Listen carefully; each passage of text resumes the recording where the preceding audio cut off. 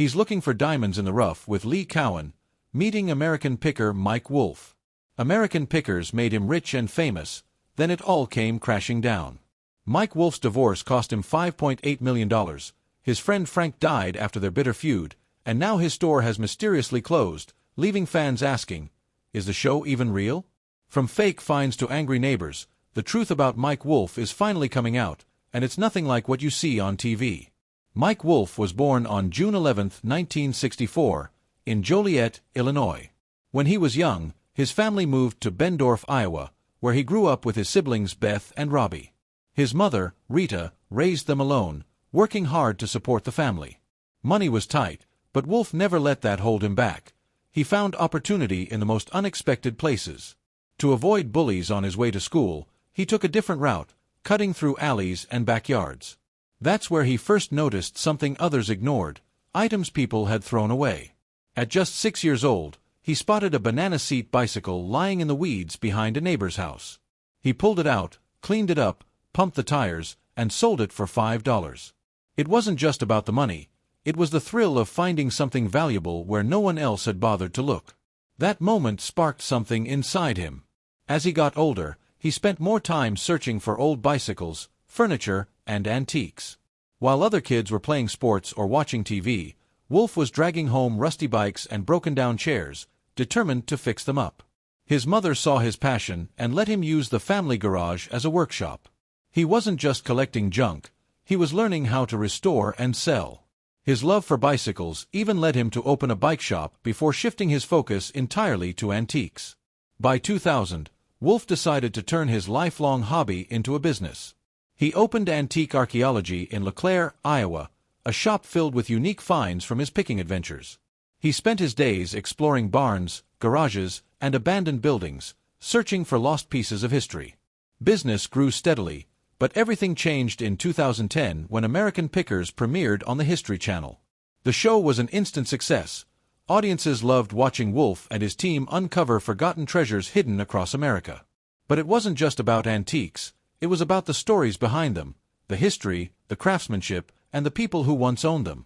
As American Pickers gained popularity, antique archaeology expanded. Wolfe opened a second location in Nashville, Tennessee, inside a restored car manufacturing plant. The space became more than just a store, it was a destination where history lovers could connect with the past. Wolfe built his business on a simple idea: find lost pieces of history, restore them, and connect them with people who appreciate their significance. His ability to spot valuable items and tell their stories turned antique archaeology into something bigger than a shop. Beyond antiques, he launched Two Lanes, a clothing brand inspired by road trips and small-town America. He also wrote Kid Pickers, a book encouraging children to explore history through collecting. But his passion didn't stop there. Wolfe wanted to do more than just sell antiques. He wanted to save America's past. Through projects like This Place Matters, a campaign with the National Trust for Historic Preservation, he worked to restore historic buildings and small-town landmarks. In LeClaire, he took a 1947 Chevy dealership and transformed it into a retail space while keeping its original character. In Columbia, Tennessee, he helped bring life back to forgotten buildings, showing that history could be preserved without losing its purpose. Mike Wolfe's journey to create American Pickers started long before the cameras rolled. He wasn't just another reality TV host chasing fame, he was a lifelong picker, someone who saw value in what others discarded. Wolfe spent decades traveling back roads, digging through barns and garages, and uncovering relics of America's past. He didn't just collect things, he collected stories. He filmed his adventures, capturing the thrill of discovery and the personal histories behind each item. Those videos became the backbone of his pitch to television networks. He wasn't selling just a show, he was selling a vision, a way to make history exciting by connecting it to the everyday people who unknowingly preserved it. For 5 years, Wolfe pitched his idea with no success. Most networks didn't see the appeal of two guys driving around looking for antiques, but he refused to give up.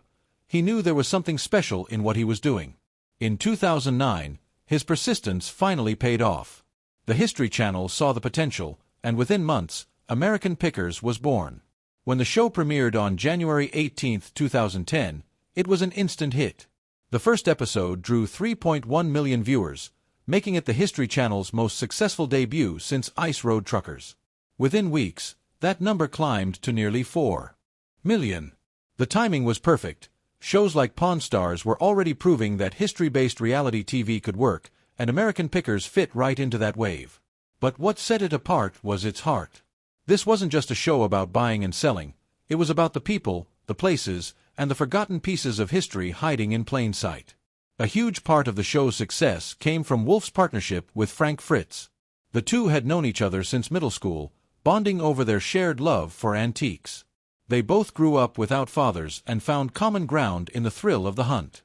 When Wolfe developed American Pickers, Fritz was the natural choice for a co-host.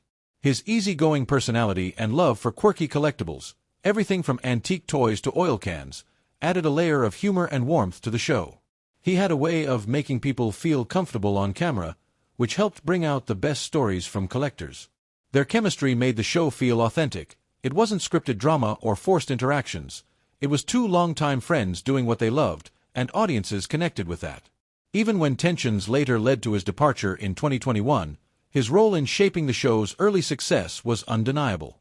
Beyond its engaging hosts, American Pickers stood out because of its unique format.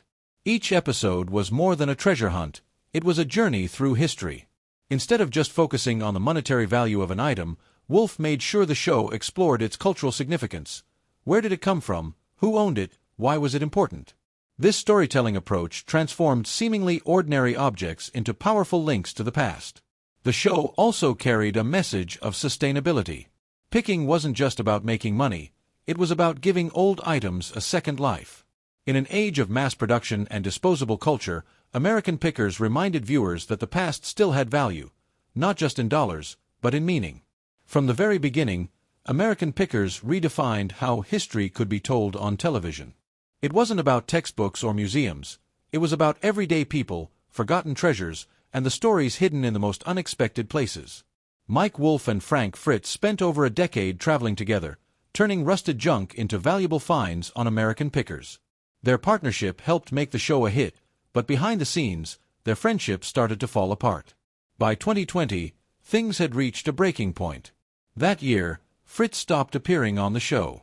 At first, there was no explanation. Fans hoped he would return, but months passed, and he never did. In July 2021, Wolfe announced on Instagram that Fritz was officially out. He called their journey one filled with ups and downs, but said Fritz would be missed.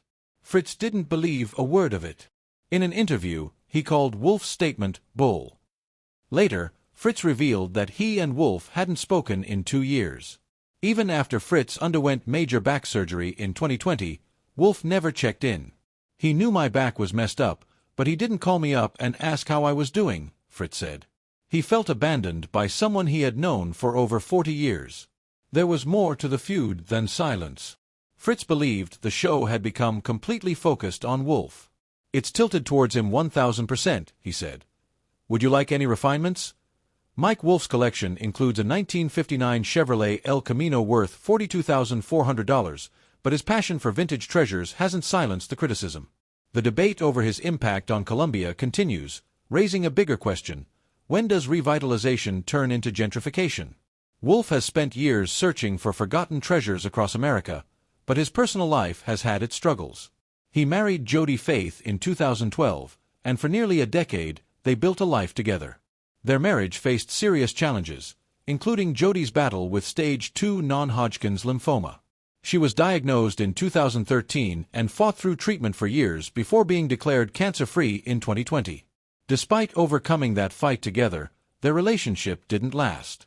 They separated in June 2020, and by December 2021, their divorce was finalized, citing irreconcilable differences. The settlement was significant. Jody received over $5.8 million in cash, along with properties in Tennessee and North Carolina. She was also granted royalties from American Pickers and $2,100 in monthly child support. She got primary custody of their daughter, Charlie, but Wolfe has remained an active and devoted father, often sharing moments with Charlie on social media, showing his love for her and commitment to being present despite his demanding career. The divorce was a difficult chapter, but it also pushed him to grow. On November 6, 2024, Wolfe turned 60, and his girlfriend, Letitia Clean, celebrated the occasion with heartfelt messages about his journey and accomplishments. For Wolfe, This birthday was more than just another year. It was a chance to step back and reflect on what truly matters. He had spent decades on the road hunting for antiques and telling the stories of forgotten history, but now his focus had shifted. He spoke about valuing the small circle of people around him and prioritizing meaningful relationships over work. Even with this change in perspective, his passion for picking remained as strong as ever. He still traveled across the country searching for rare finds and meeting people with incredible stories. Turning 60 didn't slow him down. If anything, it gave him a deeper appreciation for the journey. Wolfe has always been on the move, searching for forgotten treasures and uncovering history one pick at a time. However, 2025 started with an unexpected challenge. His Nashville antique store, Antique Archaeology, closed suddenly in February due to a gas leak caused by nearby construction, something completely out of his control. The store's team posted an apology on social media, letting customers know they were working on fixing the issue and promising updates on when they'd reopen, but as of late February, no official date had been set. Fans immediately started asking questions. Some believed the closure was temporary and would be resolved soon, while others wondered if something bigger was happening behind the scenes. With retail businesses struggling across the country and American pickers facing declining ratings in recent years, speculation grew. Could this be a sign that Wolfe was shifting focus? Could the store be in trouble beyond just the construction issues? These were the kinds of questions being asked, even though no official statement hinted at anything more than a temporary closure. For years, the Nashville store has been more than just a place to buy antiques. Sitting in Marathon Village, a historic part of the city, it has been a must-visit spot for fans of the show and lovers of vintage finds. Alongside its sister store in LeClaire, Iowa, it has been a key part of Wolfe's brand, a physical extension of his passion for uncovering forgotten pieces of history.